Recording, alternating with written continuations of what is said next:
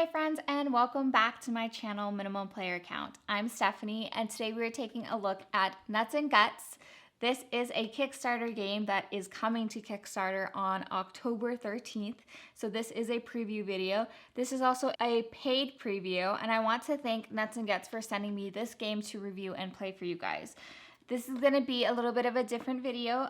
Ryan is going to take over this video because he is used to playing poker games and more gambling games where I have played none of those. And though this game is suitable for players who haven't played poker games, I thought it'd be better to get a perspective and a point of view from somebody who has played these games a little bit more to get a little bit of understanding of how they compare to regular poker versus somebody who has not played them at all. But without further ado, let's get started.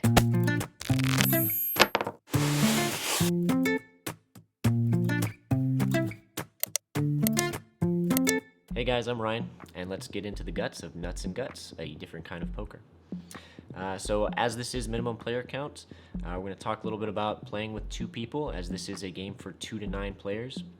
I don't necessarily recommend playing it at the 2-player game value just because you lose a lot of the enjoyable experiences of bluffing and stuff like that when you're playing poker, but it is a game that could be played at 2-player count. Now, without further ado, let's get into talking about this game a little more in depth. So Nuts and Guts is kind of a mishmash of blackjack, 5-card draw, and Texas Hold'em. It brings this very interesting aspect where you're given 2 cards, but every card can be its own hand. So basically, the rounds go through, everybody gets 2 cards to start with on round 1. Some of those cards could be hand cards where you get a pair, 3 of a kind, 4 of a kind, full house on a single card by itself. And then there are some cards that are wild cards which allow you to attack or defend against your opponents. Some of these attacks allow you to see a card in your opponent's hand, make your opponent completely fold or redraw that hand, and then those wild cards can be played before the bets, or you can wait until the second round after everyone has placed their bets, raised, re-raised, so that you can kind of understand where maybe their hand is at. If it's a high hand that you think they're going to win with, then you'd want to wait and see that, feel that out, so that you could make them discard that hand then. Basically, this is played in a set of 2 rounds. With the first round, everyone does their minimum ante, and then cards are dealt out 2 to a person. Everybody gets to look at their cards and decide if they want to play a wild card. If not, then everyone will go around the table and make their bets, their raises, their re-raises, what have you. Then, before the second round begins, everyone will get to redraw a card, so they can dispose of 1 card and draw another card. If they played a wild card in the previous round, then they'd actually get to draw up so that they have 2 cards in their hand. There's also a wild card called Lucky Draw, which allows you to draw 2 cards. So in that aspect, you would actually have 3 cards in your hand at the time. Once we're into round 2, you would have to play a wild card prior to doing any kind of betting. And if you have any wild cards in your hand at this point, they won't help you to win the round unless you're able to get your opponents to fold. After wild cards are played, it'll go into a round of betting and raising and re-raising, just like you would do in any kind of Texas Hold'em game. And then everyone will reveal their hands, and whoever has the highest hand wins. Now, this game can be played by those who have not played any kind of poker, as all of the hand cards up in the top corner here have their rank for their hands. So the highest rank is 1 of 63, and the lowest rank is 63 of 63.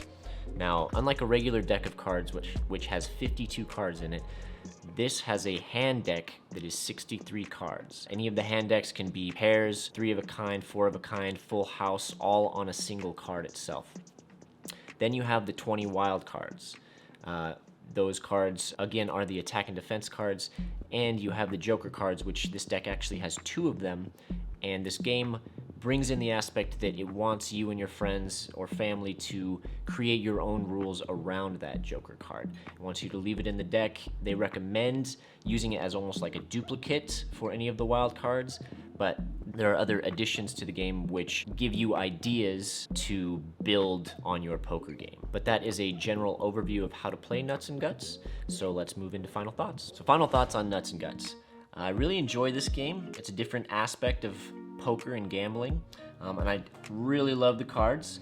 A couple of them that I immediately noticed and took a liking to were the Royal Flush, the art on there with the little king flushing himself down the toilet, the High card, Three of a Kind with the fish that are having a little protest, and the Full House with the snail who has his house on his back, which is little, and then he's full of food, and it's great. I love it. I would really enjoy if someone was to bring this game to a poker night with my friends. It would definitely add a different level of enjoyment.